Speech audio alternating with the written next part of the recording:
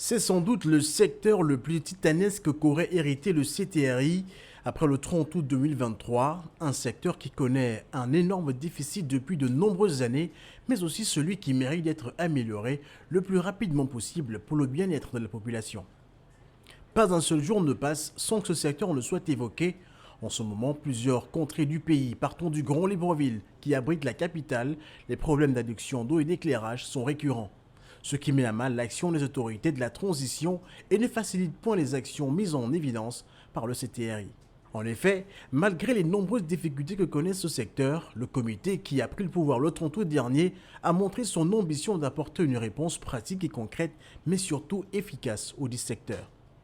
En octobre 2023, face au stress hydrique de la capitale gabonaise, le Comité pour la transition et la restauration des institutions et le gouvernement de transition avaient opté pour la construction de forages et d'unités de potabilisation, une solution considérée urgente à même de soulager les ménages. Une alternative sûre pour résorber en urgence le problème d'adduction d'eau dans le Grand Libreville et garantir à la population l'accès à une eau de qualité et régulière au robinet.